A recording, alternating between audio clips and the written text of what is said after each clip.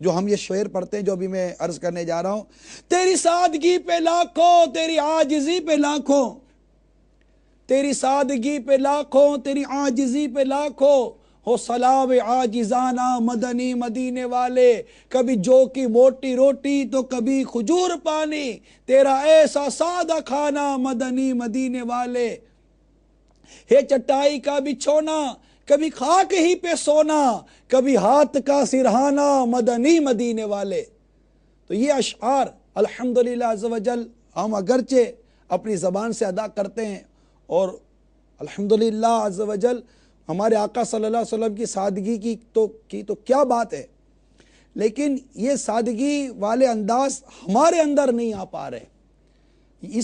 اس سنت پر عمل کرنے میں ہم کامیاب نہیں ہو پا رہے، اس کا اندازہ ہم سب کو ہونا چاہیے۔ اللہ تعالی ہمیں سادگی والی زندگی نصیب فرما دے، تقوی والی زندگی نصیب فرما دے، پرہیزگاری والی زندگی ہمیں نصیب فرما دے۔ اللہ تعالی اس اجتماع کی برکتوں سے ہماری زندگیوں میں ایسا مدنی انقلاب عطا فرما دے کہ دنیا کی محبت ہمارے دل سے دور ہو جائے، آسائش کی محبت ہمارے دل سے دور ہو جائے، تنے آسانی والا انداز ایک کاش ہمارا ختم ہو جائے۔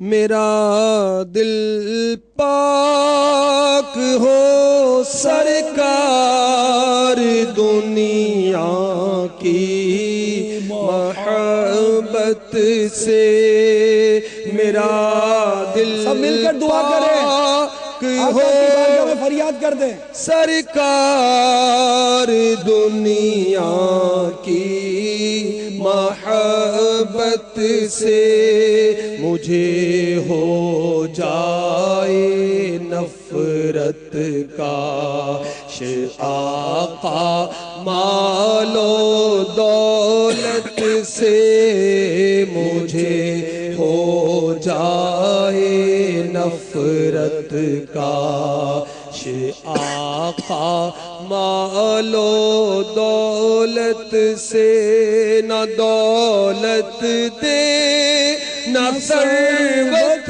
دے مجھے، بس یہ سعادت دے آقا، نہ دولت دے نہ ثروت دے مجھے، بس یہ سعادت دے، تیرے قدموں میں مر جاؤں، تیرے قدموں میں مر جاؤں میں، آقا رو رو کر مدینے میں تیرے قدموں میں مر جاؤں میں، رو رو کر مدینے میں، صلو علی الحبیب صلی اللہ تعالی علی محمد۔ حضرت سیدنا ابو دردہ رضی اللہ تعالی عنہ کی آیات مبارکہ کی جھلکیاں عرض کر رہا تھا۔ ایک مرتبہ سخت ترین سردی کی رات میں چند مہمان آپ کے یہاں حاضر تھے، آپ نے ان کے لیے گرم کھانا پیش کیا مگر کوئی بستر فراہم نہ کر سکے۔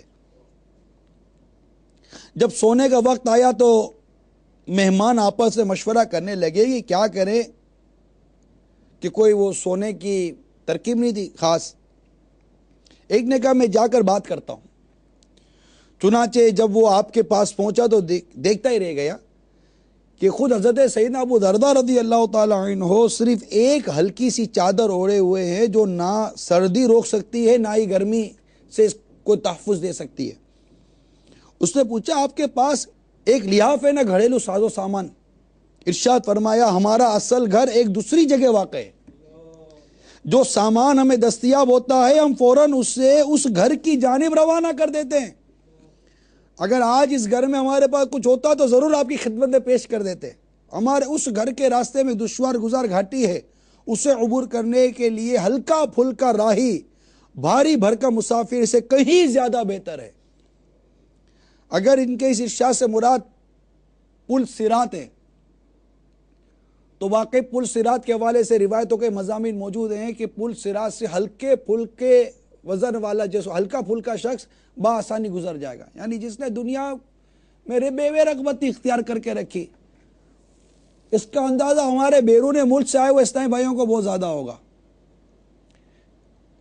یا جو بسوں ٹرینوں کے ذریعے ابھی ملتان پہنچے ہیں، یا جو دنیا میں سفر اختیار کرتے ہیں، کہ جب ہم کسی ایئرپورٹ پر پہنچتے ہیں تو جس کے پاس جتنا زیادہ سامان زیادہ ہوتا ہے اس سے اتنی زیادہ دشواری کا بھی سامنا ہوتا ہے. سامان جمع کرنا، پھر یہ کھو گیا تو وہ نہیں مل رہا، تو یہ نہیں مل رہا، یہ ادھر چلا گیا، وہ ادھر چلا گیا، پھر چیکنگ کے معاملات، تو پھر کیا ہوتا رہتا ہے. اور جس کے پاس کوئی سامان نہیں ہے وہ جہاز سے اترتا ہے سیدھا باہر نکل جاتا ہے.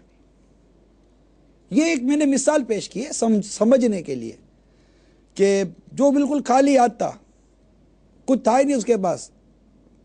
کیونکہ ہم جہاں جاتے ہیں عموماً وہاں ہمیں چند دن ہی تو گزارنے ہوتے ہیں، 2 دن 3 دن 1 دن.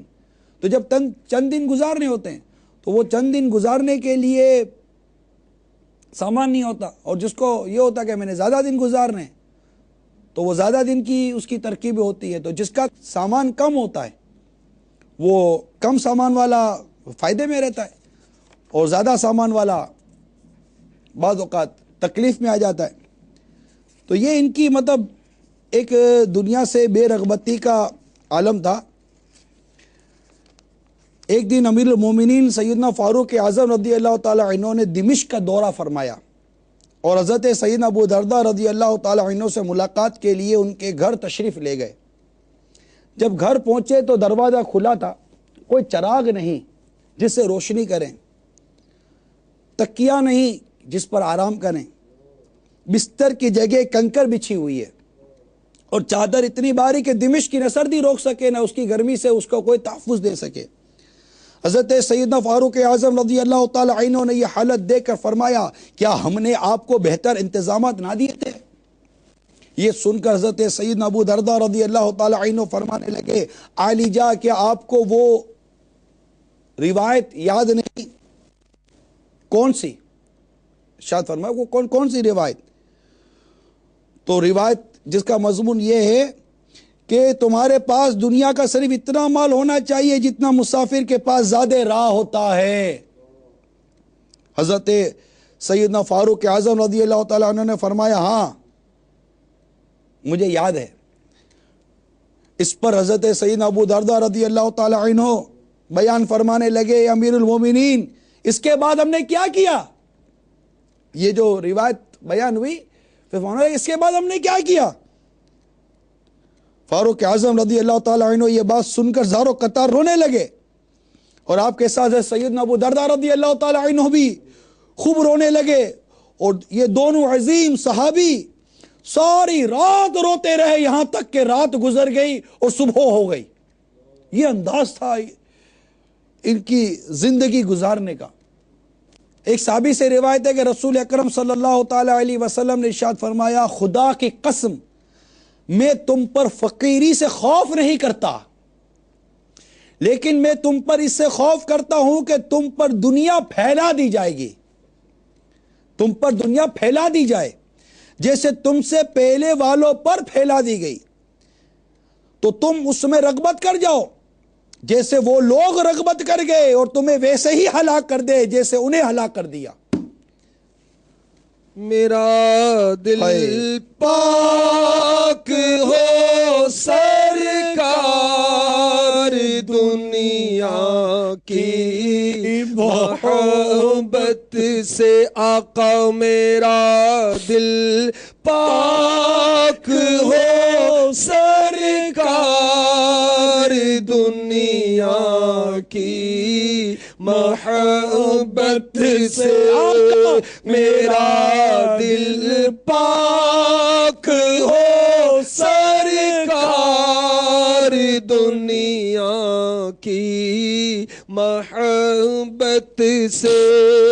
مجھے ہو جائے نفرت کاش، مجھے ہو جائے نفرت کاش، آقا مال و دولت سے مجھے ہو جائے نفرت रसूल अल्लाह।